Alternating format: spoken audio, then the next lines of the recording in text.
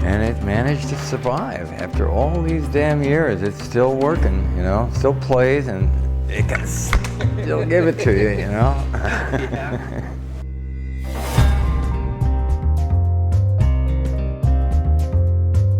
I think the biggest impact that Kung Fu had on my young martial arts life especially was that all my friends who I studied karate with at the time, we all became very soft-spoken for about 2 years.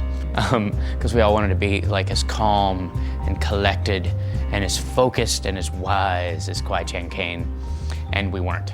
We used to have like kind of a Cato Peter Sellers thing going on when we were up in Canada together.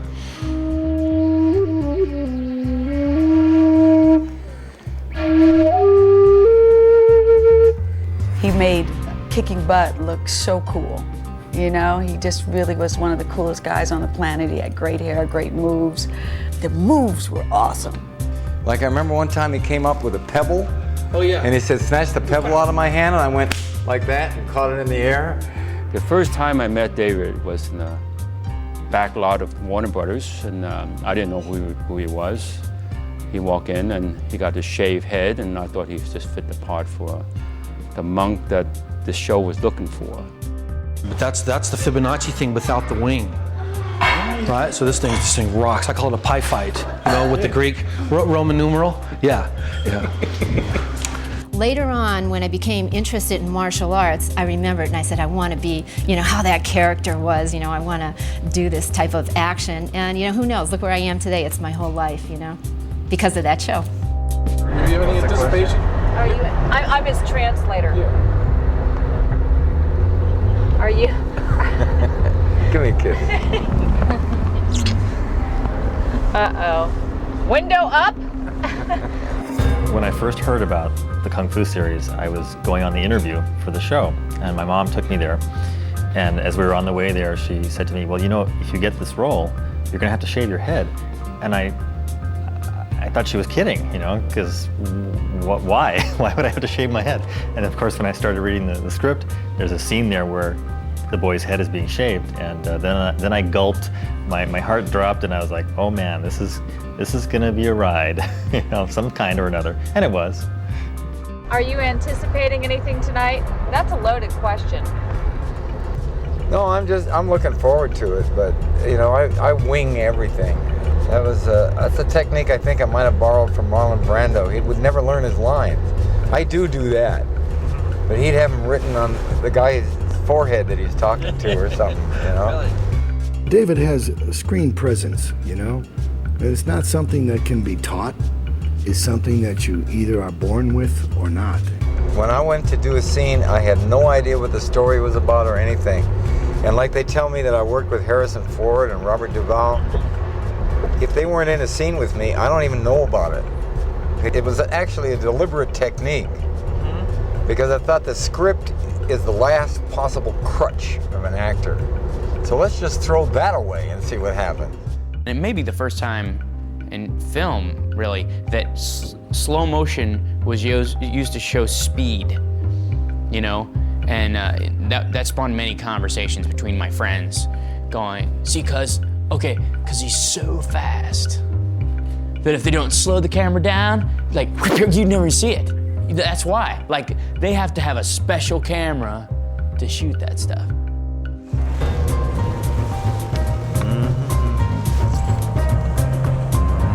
Okay, here we go.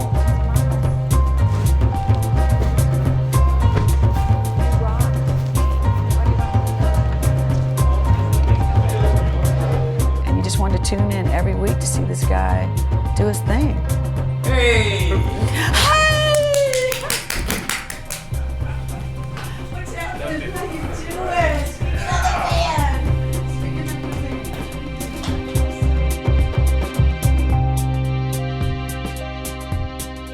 He said food's coming.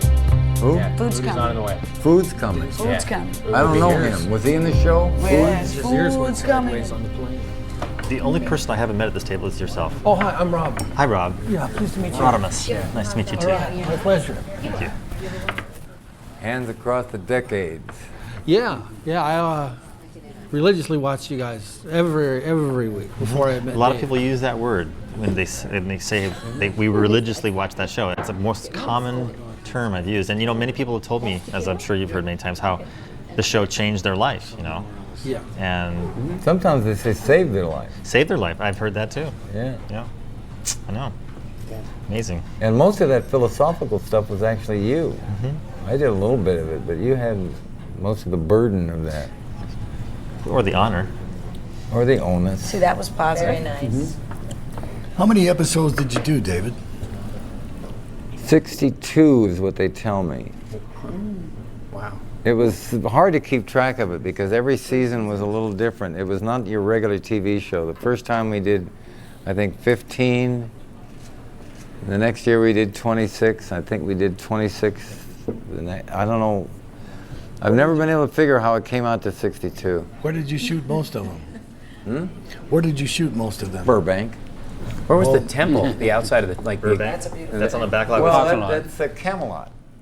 It was the Camelot Castle. We took out the gargoyles and the angels and added some Buddha kind of things and Food dogs. that was Where it. did they do the intro on the mountains when you're walking with the music and all that? That's a desert. Oh, that's in Yuma, Arizona. Really? Yeah, we went out there with one day. We shot all day, and then they just stuck it in. Who did the music for that, for the intro? For the David Shire?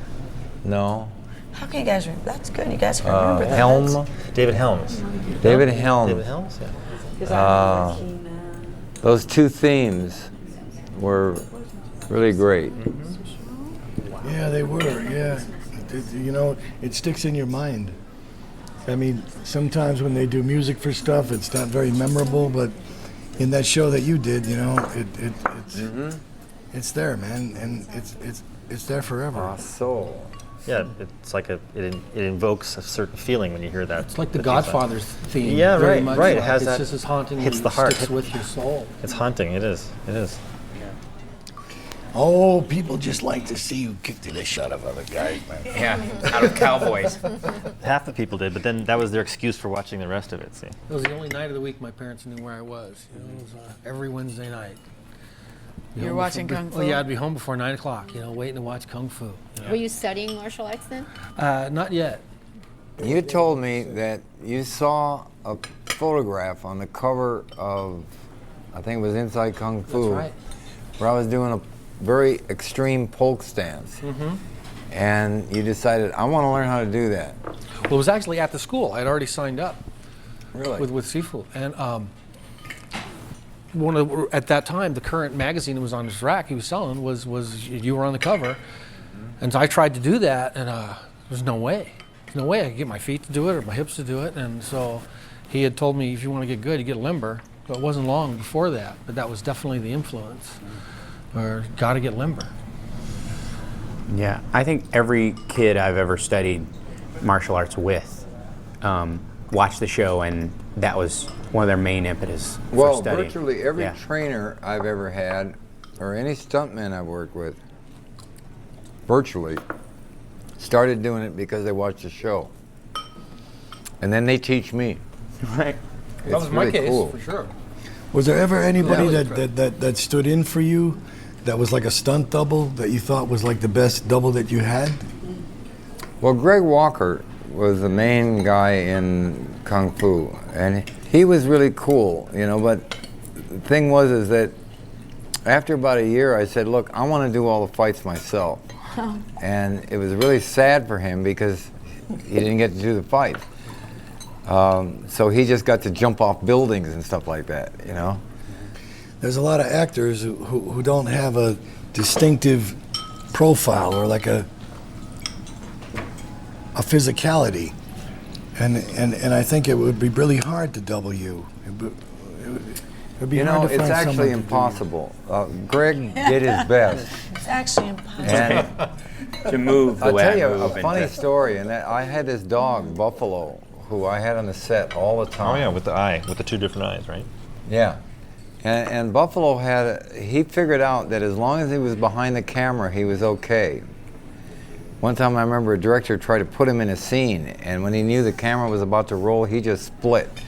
'Cause That's a his smart whole dog. thing was to stay behind the camera. He figured that out. You wanted to direct. Yeah. Well, no. But No, but he wanted to direct, right? after about a year of Greg Walker doubling me, you know, now he's always walking around looking like me. He's got on the wig and he's got on the costume, right? And he tried to imitate my walk and stuff like that. And one day, Buffalo just walked up to him and went like that. You know, just went, hit his leg like that. That's two. Like, I figured it out, right? A couple of times he would like run after Greg, thinking that he was following me. But he finally figured it out that Greg was me. You know what's funny? The first movie I did in America was Martial Law, and we had a table reading, and you were there, and the director said he wanted to have someone double you, and you said, no, I'm going to do everything myself. And I remember the director said, well, can you do a jump spinning crescent kick and go into a spinning top? And you went, yeah. And you got up off the table, you did the jump spinning crescent kick, went to the sweep, and I remember I was like going, wow, oh my God, you know, it was like, you know, you didn't even stretch or anything. You had these tight jeans on and you did it, you know, and then the director then just kind of went, He was looking okay. and actually connect with him. Yeah. You know? Wow. Yeah. Well, the jumping, spinning crescent kick was kind of my signature kick. I mean, it was the silliest thing to ask me because, you know, that's the one thing that I really can do.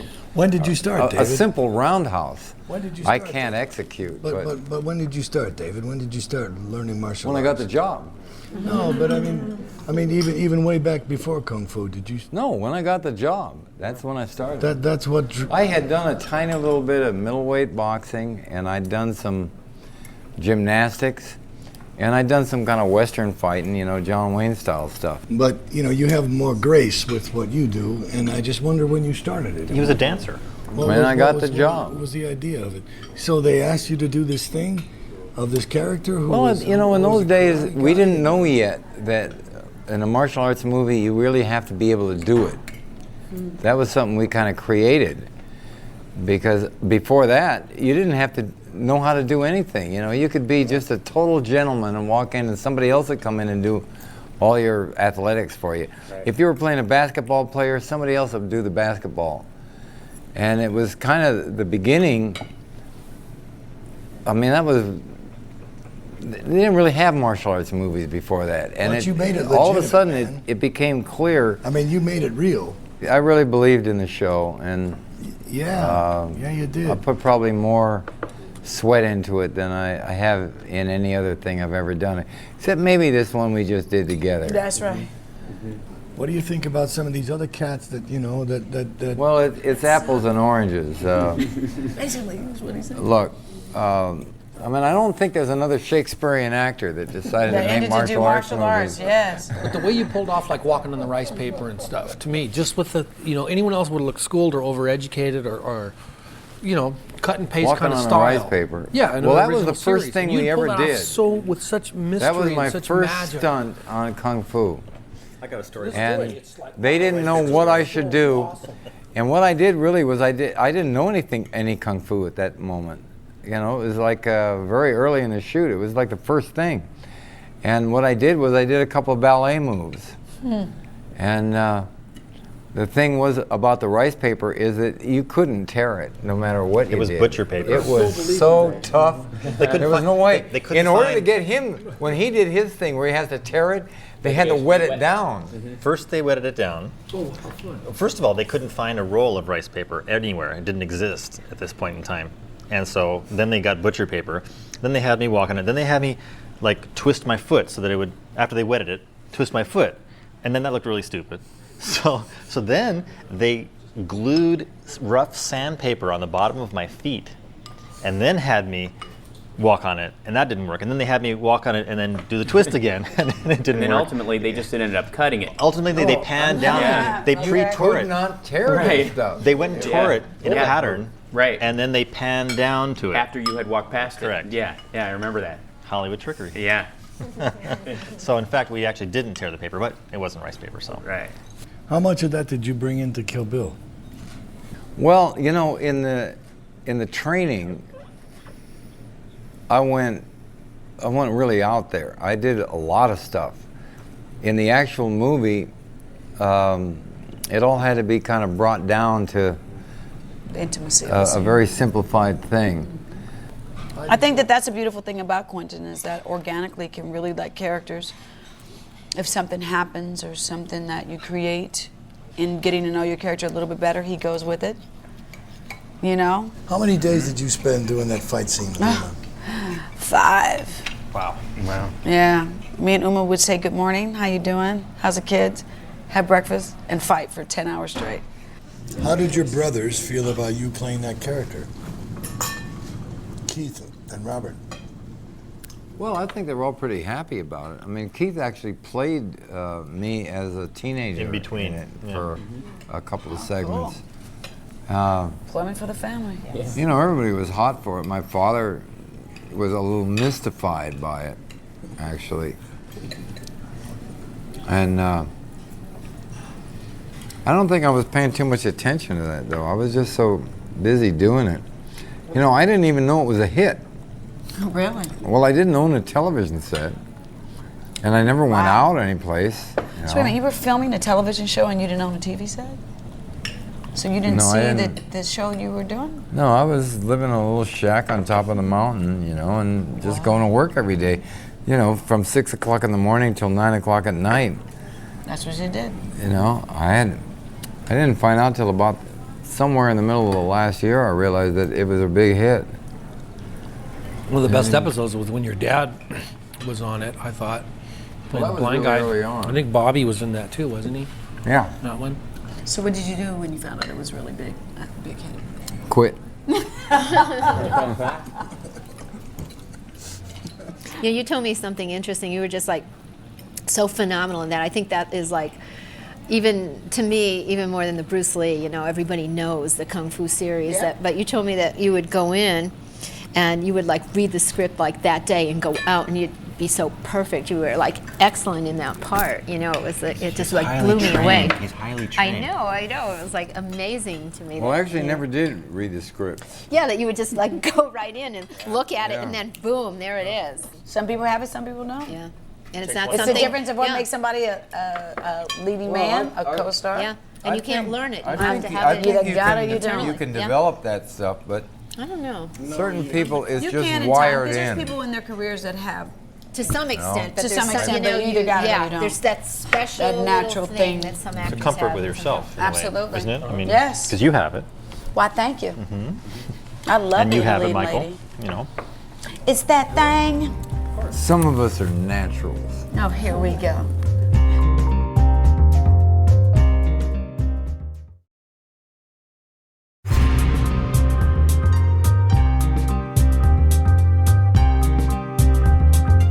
There's so many changes. You know, you were basically entering puberty when you were doing the show. I was 11. Every once in a while, 12. you'd ask me a question I didn't have any damn answer to. Was he a smart one? I'm not really sure about Damn, he got you with that one. that.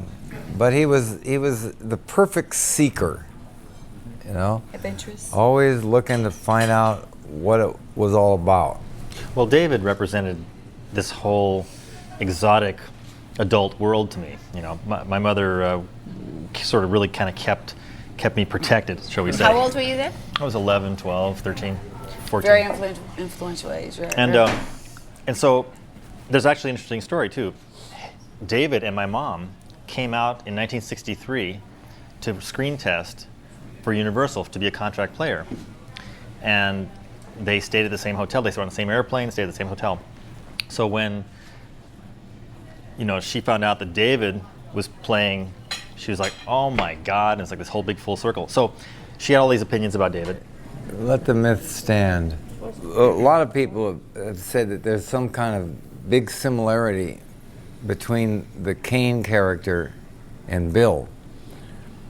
And, you know, I just think they're insane saying that. But Yeah, thank you. what I finally figured out is what they're talking about is I'm playing both parts. Right. It's that simple, right? But you know, even though in Kill You know Bill what I mean? you were a bad guy, but you still, we still It loved has you. nothing to do with being a bad guy. It's just, you know, I mean, I'm not a bad guy in the movie. You're I not. just, Yeah, you're not. you know, No.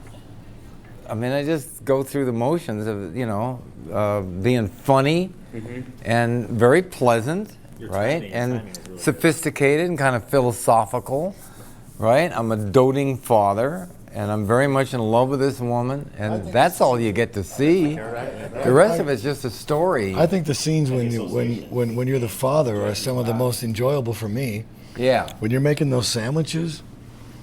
Your commercial career is about to take off, is what you're saying. No, No, man, well, I tell you, no, you know, no, the no. thing is, It's one of the about acting teachers I had at David. one It's point, about you, and it's about the way that you are as an he actor. used to give you like an activity, like you're writing a letter on a typewriter, right? Whatever it is, and you're playing this scene, and he gives you some kind of obligation, like what your problems are, right? That you're supposed to work out with this person you're doing the scene with. And his instruction was always, if you run out of ideas, go back to your activity. Go back to the typewriter, right? Just forget about the other thing. Technique. And Quentin actually gave me this thing where the whole scene was an activity. Right. And I could just simply concentrate on the activity, and then all I had to do was remember the word. You know. I have a question for you, David. Yeah. Over the years, having played that role of Kwai Chang Caine, I sort of, now somebody might read too far into this and think that that's, you know, inappropriate or something like that, but I felt a responsibility toward the character in the public. And I was wondering if you ever had a sense of that.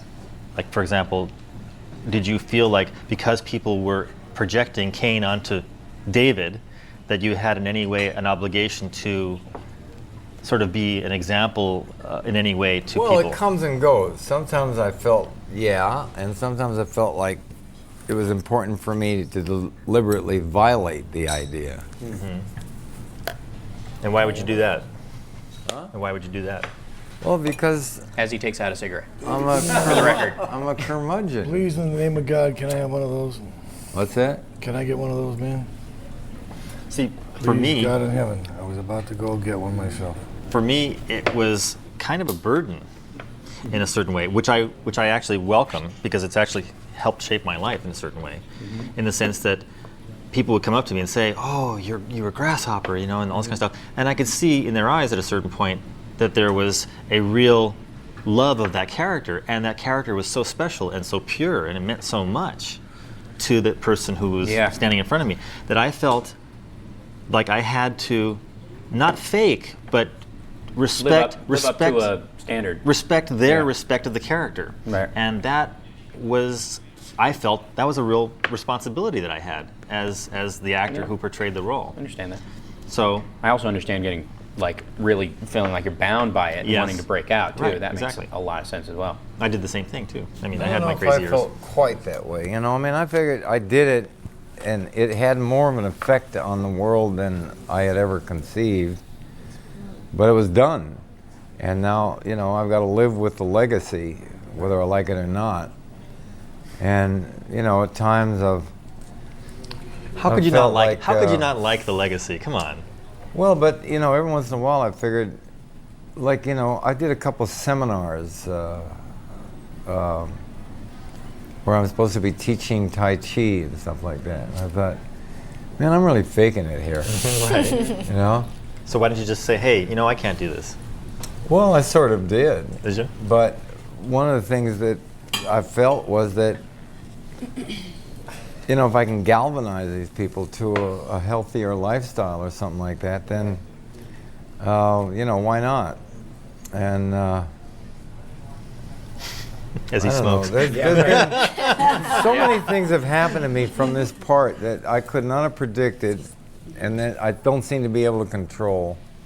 You know, and I find myself You know, I mean, I've written books on this subject. I've done these instructional videos, you know, and, you know, the thing keeps coming back to me, whether I like it or not. Why do you think that is?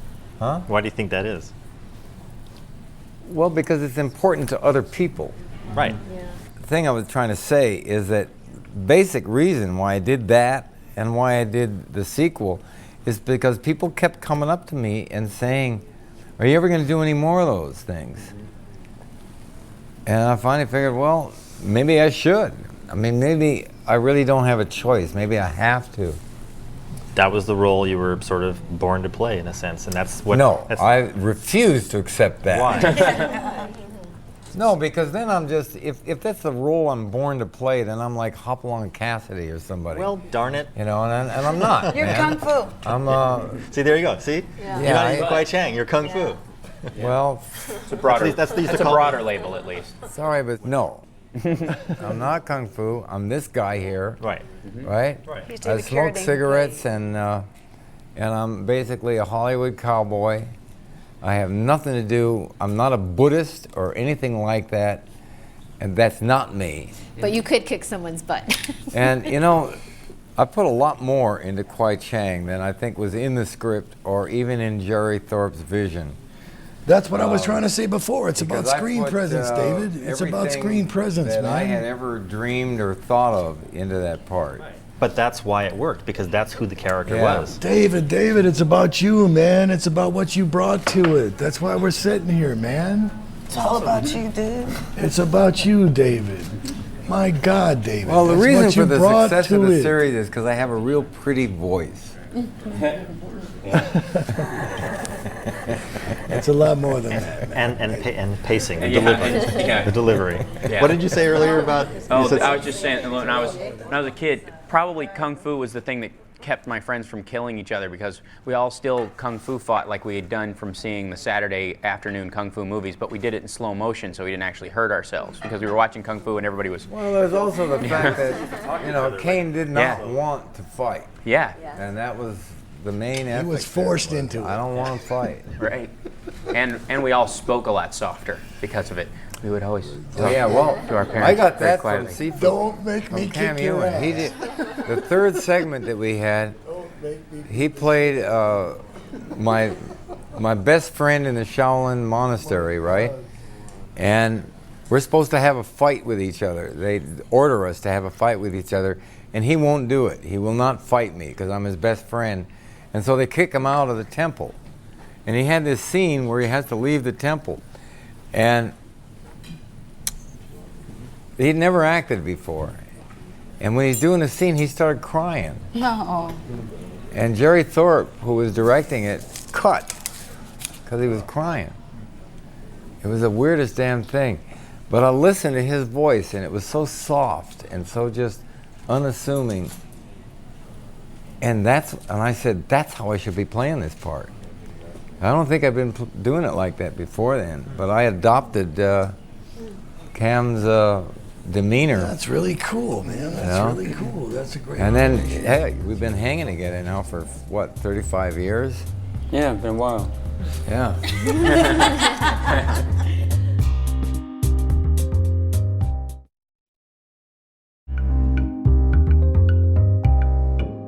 You know, nobody, I don't think, except maybe Jerry, knew the impact that that series was going to have. I mean, I would love to get into Jerry's mind and find out And what he Herman really Miller. knew, because his vision was pretty remarkable. But I just thought it was a great part. I had no idea it was going to cause this explosion and this whole thing, you know, that would bring Chinese philosophy and Chinese medicine, and there'd be a kung fu school on every street corner. It ruined my social life. I have to say, having a bald head in 8th grade was really, really Well, you know, a I drag. can't stand on any street corner on the planet now without, you know, somebody coming up to me. Do they say Kane or do they say Kill Bill?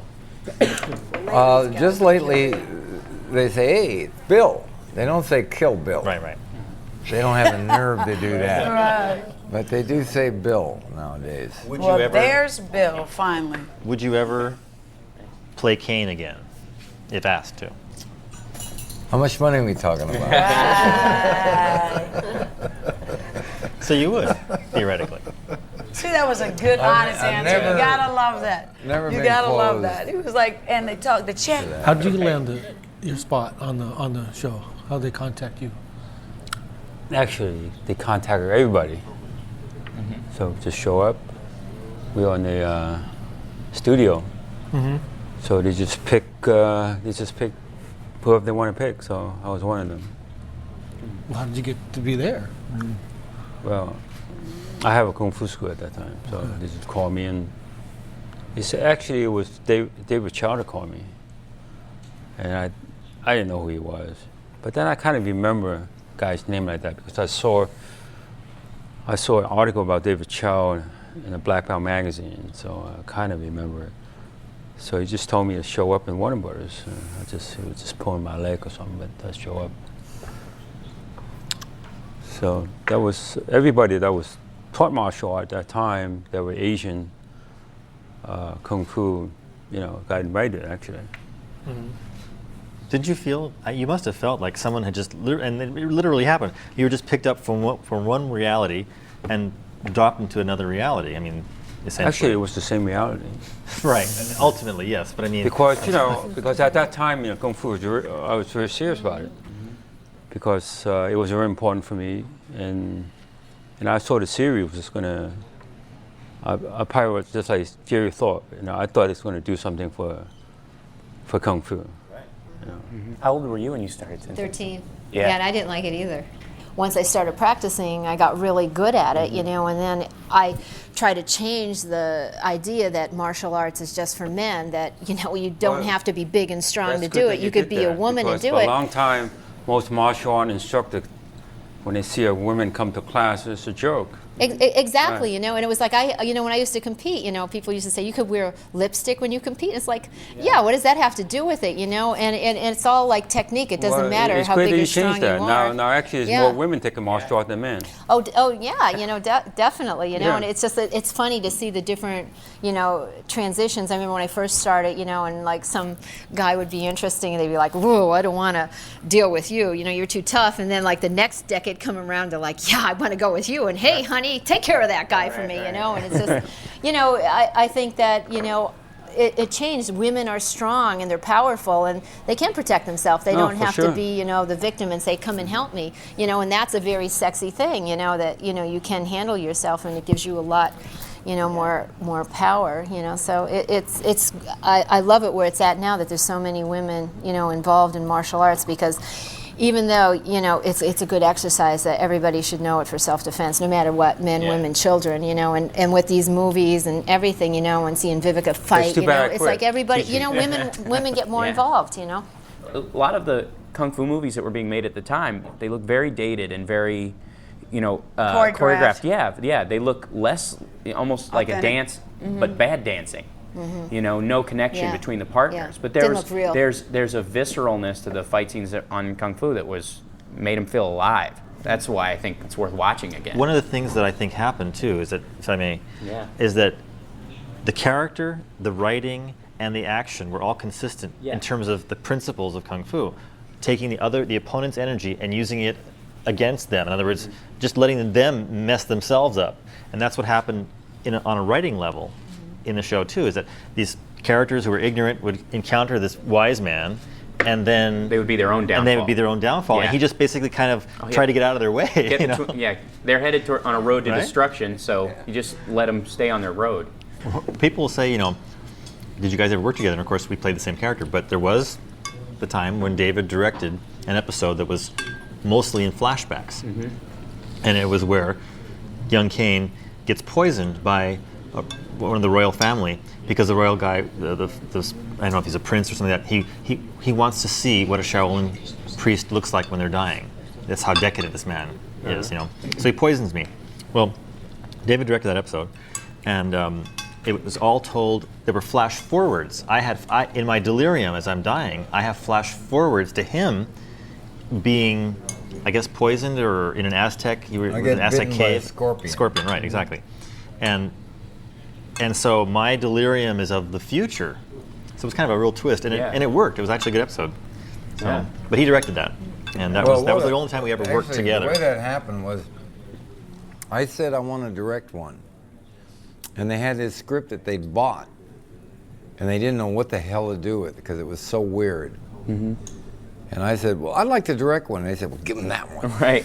We can get rid of it. And they didn't think I could pull it off, but it was kind of right up my alley. It was, Kind of interesting. Was that the same episode where he protected the scorpion when the cave fell in? Yeah, the cave. Yeah. That's right. That's right. Yep. With Michael Green. That was a cool Kwai-Chainism, to be trapped and the cave's coming in and save the life of the scorpion. That was pretty heavy. That's Kwai Chang. Mm-hmm. Yeah. Were you working on this series too? No, I was. No. So you came after the I series. worked on The Legend Continues, the next one. One of the great things about that show is that it was so consistent with the philosophy.